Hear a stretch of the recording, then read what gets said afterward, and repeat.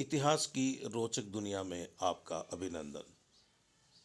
इतिहास पाठ में आज हम पढ़ेंगे शुंगों का काल।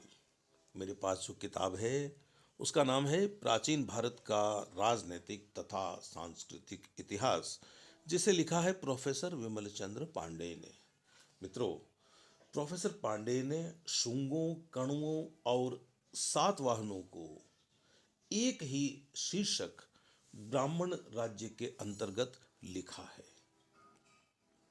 यह उनका विशेषाधिकार है कि वे इन तीनों राज्यों को ब्राह्मण माने या नहीं माने, लेकिन जो आम धारणा बनी हुई है कि ये तीनों राज्य ब्राह्मण थे, इतिहासकारों का यह एक सामान्य सा मत बना हुआ है कि शुंग, कण्व और सातवाहन ब्राह्मण थे।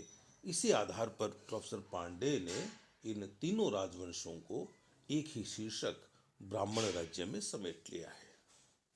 अनेक साक्ष्यों से प्रकट होता है कि अंतिम मौर्य सम्राट बृहद्रथ को उसके सेनापति पुष्यमित्र ने मार डाला था और उसके बाद शुंग वंश की स्थापना की थी।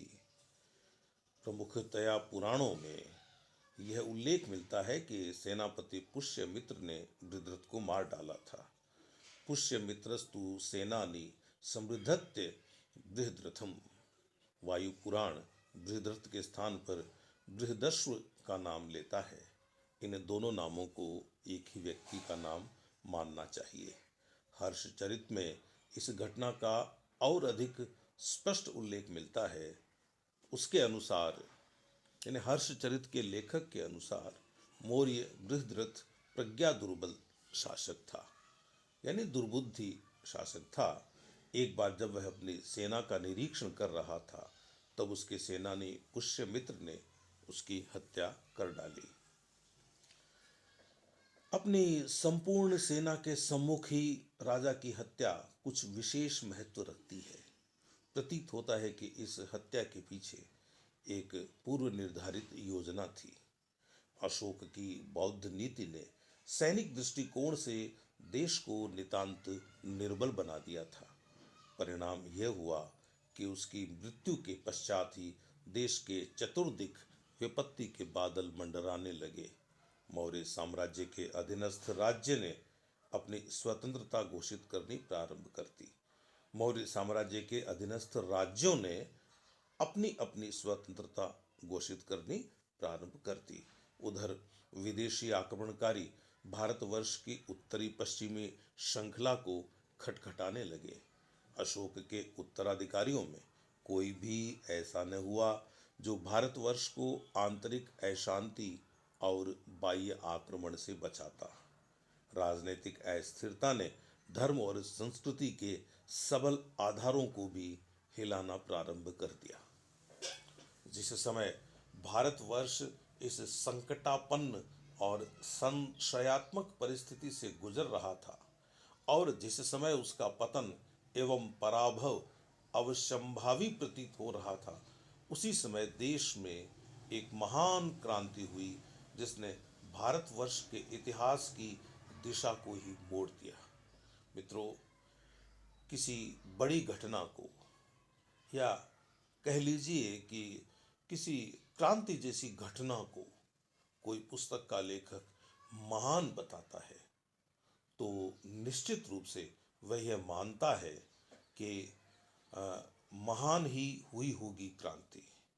हमें जब इस तरह के शब्द मिलें, महान क्रांति, महान आंदोलन, महान घटना, महान परिवर्तन, तो हमें एक बार देख लेना चाहिए कि पुस्तक को लिखने वाला व्यक्ति कौन है, यह अवधारणा प्रकट करने वाला व्यक्ति कौन है, उसकी पृष्ठभूमि क्या है। यह क्रांति थी अहिंसात्मक बौद्ध नीति के पोषक अशोक के वंशज अंतिम मौर्य नरेश बृहद्रथ की हत्या और शस्त्र तथा शास्त्र के उचित सामंजस्य का प्रतिपादन करने वाले ब्राह्मण धर्म के पुनरुद्धारक शुंग वंश के नरेश पुष्यमित्र का सिंहासनारोहण। बड़ा लंबा और क्लिष्ट वाक्य लिखा है, आलंकारिक वाक्य लिखा है प्रोफेसर पांडेय ने। ब्राह्मण देश के व्यवस्थापक थे, अतः अंतिम मौर्य नरेशों के शासनकाल की कुव्यवस्था को देखकर वे क्षुब्ध हो उठे। पांडेय महोदय आगे लिखते हैं, वर्णाश्रम धर्म की प्रतिष्ठा के लिए, भारत की संस्कृति, सभ्यता और सुरक्षा के लिए उन्होंने स्वयं शस्त्र धारण किए। ब्राह्मण पुष्यमित्र शुंग का प्रधान सेनापतित्व इसी परिस्थिति की ओर संकेत करता है। मित्रों, बार बार पुष्यमित्र को ब्राह्मण कहना मुझे तो नहीं रुच रहा। पुष्यमित्र पुष्यमित्र को हम एक योद्धा मानेंगे, हम उसको हम उसको वीर मान सकते हैं, हम उसको क्रांति का नायक मान सकते हैं, लेकिन क्या इन नायकों पर हम ब्राह्मण, क्षत्रिय, वैश्य या शूद्र जैसे नामों का आरोपण करेंगे और बार बार करेंगे? इस बारे में एक इतिहास के अध्येता को सोचना चाहिए।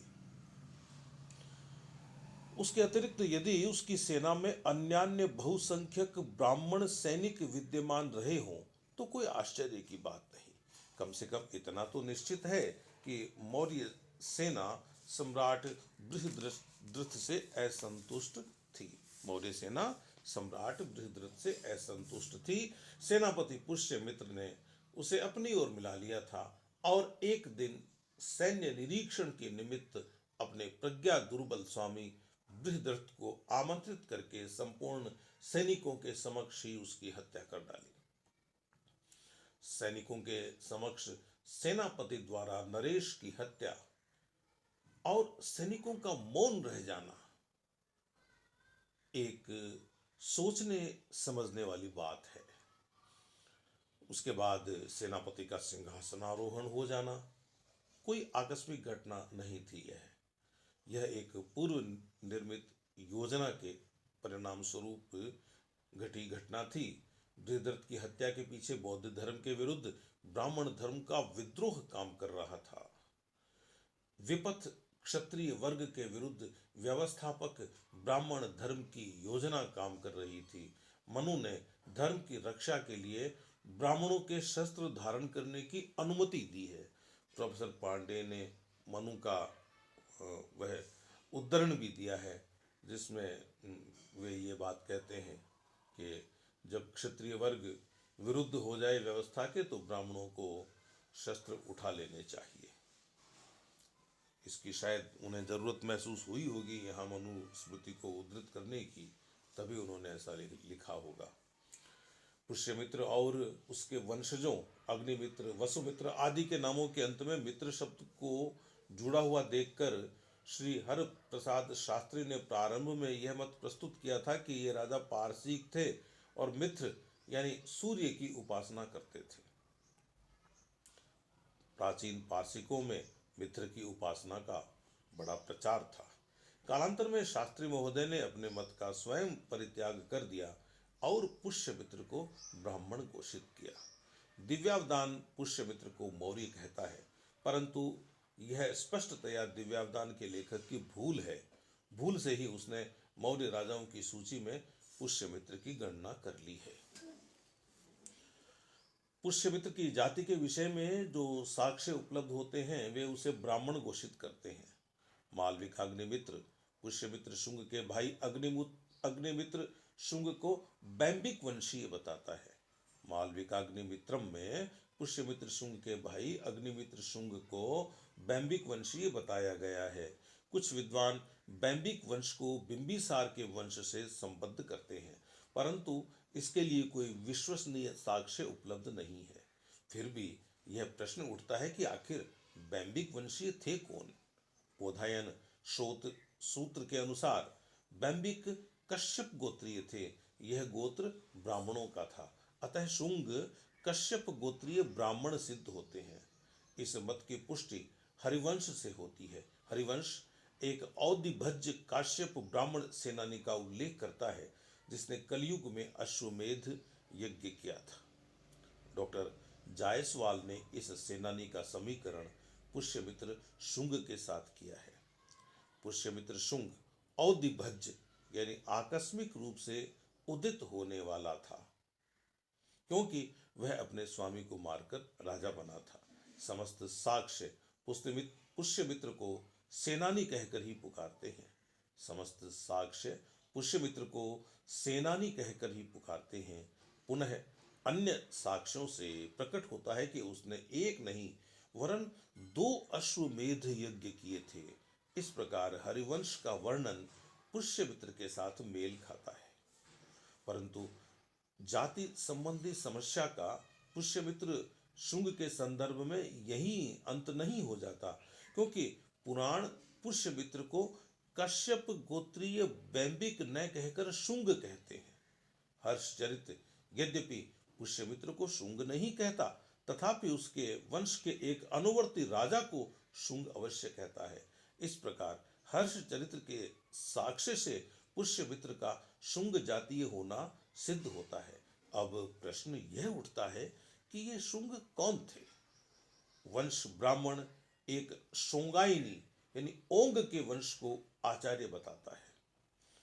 बृहदारण्यक उपनिषद में एक शोंगी पुत्र आचार्य का उल्लेख है। लाट्यायन श्रोत सूत्र में एक शुंग का उल्लेख हुआ है। इस पर टीकाकार का मत है कि शुंग आचार्य थे। आश्वलायन श्रोत सूत्र के आधार पर मैकडोनेल और कीथ ने भी यह मत प्रकट किया है कि शुंग आचार्य होते थे। प्राचीन भारत में प्रायः ब्राह्मण ही आचार्य होते थे, अतः शुंगों का ब्राह्मण होना सिद्ध होता है। इस मत की पुष्टि अन्य अन्य प्रकार से भी होती है। पतंजलि पुष्यमित्र के राजपुरोहित थे। उन्होंने एक स्थान पर यह कहा है कि ब्राह्मण राज्य सर्वोत्कृष्ट होता है। यदि पुष्यमित्र शुंग ब्राह्मण न होता तो उसका राजपुरोहित कभी इस प्रकार का स्पष्ट कथन न करता। पुनः मनु भी पुष्यमित्र के समकालीन अथवा निकटकालीन प्रतीत होता है। अपनी स्मृति में वह एक स्थान पर कहता है कि वेद और शास्त्र को जानने वाला व्यक्ति ही सेनापतित्व, राज्य, दंड नेतृत्व और सर्व लोकाधिपत्य के योग्य होता है। यह मत प्रकट करते समय कदाचित मनु की दृष्टि ब्राह्मण सेनानी एवं नरेश पुष्यमित्र की ओर थी। वेद शास्त्र का सम्यक अध्ययन व्यावहारिक रूप में ब्राह्मण ही करते थे, अतः इस उल्लेख से मनु के समकालीन अथवा निकटकालीन पुष्यमित्र का ब्राह्मण होना ध्वनित होता है। यही नहीं, तिब्बती लेखक तारानाथ पुष्यमित्र को ब्राह्मण बताता है, परंतु इस बात का कोई प्रमाण नहीं है कि शुंग प्रारंभ में मौर्यों के पुरोहित थे और अशोक के यज्ञों के बंद किए जाने के पश्चात उन्होंने ब्राह्मण धर्म छोड़कर क्षत्रिय धर्म अपना लिया था। पाणिनि और आश्वालायन सूत्र के अनुसार शुंग भारद्वाज गोत्रीय थे। पाणिनि और आश्वालायन सूत्र के अनुसार शुंग भारद्वाज गोत्रीय थे। भारद्वाज गोत्र ब्राह्मणों का था। इससे भी पुष्यमित्र शुंग का ब्राह्मण होना सिद्ध होता है। सामान्यतः पुष्यमित्र की जाति के विषय में निम्नलिखित मत प्रस्तुत किए जाते हैं। जैसे पुष्यमित्र पारसिक था, आज इस मत को कोई नहीं मानता। पुष्यमित्र मौर्य था, यह दिव्यावदान के लेखक की भूल है। पुष्यमित्र काश्यप गोत्रीय बैंबिक ब्राह्मण था, यह मत प्रमुखतया राय चौधरी का है। वे बैंबिक शब्द की व्युत्पत्ति बिंबिक पौधे या बरहुत के लेखों में उल्लिखित बिंबिका नदी से करते हैं। बीपी सिन्हा का मत है कि काश्यप शुंगों का गोत्र था और बैंबिक उनका कुल नाम था।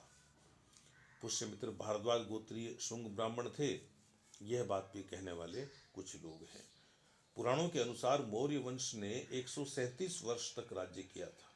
चंद्रगुप्त मौर्य के सिंहासनारोहण की तिथि सामान्यतः 322 ईसा पूर्व स्थिर होती है, अतः मौर्य वंश का अंत 185 ईस्वी के लगभग हुआ होगा।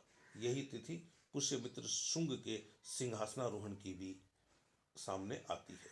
थेरवली के लेखक मेरुतुंग के अनुसार मौर्यों ने केवल 108 वर्ष राज्य किया और पुष्यमित्र शुंग ने 30 वर्ष तक। इस प्रकार ऐसा प्रतीत होता है कि इस लेखक ने 137 वर्ष के मौर्य काल को 108 वर्ष और 30 वर्ष के 2 भागों में बांट दिया है। अनुमानतः पुष्यमित्र मौर्य शासनकाल में ही 30 वर्ष तक अवंती में अधीन शासक के रूप में राज्य करता रहा था। वह नाम मात्र को ही मौर्य साम्राज्य के अधीन था। व्यावहारिक रूप में वह मौर्य साम्राज्य की निर्बलता का लाभ उठाकर स्वतंत्र प्राय हो चुका था। मेरुतुंग प्रमुखतया अवंती नरेशों की तालिका देता है, अतः उसने अवंती के स्वतंत्र गवर्नर पुष्यमित्र के नाम का भी उल्लेख किया है। पुराणों का कथन है कि पुष्यमित्र ने 26 वर्ष तक राज्य किया था, अतः उसकी मृत्यु 148 ईसा पूर्व के लगभग हुई होगी, परंतु वायु पुराण और ब्रह्मांड पुराण के कथनानुसार उसने 60 वर्ष तक राज्य किया।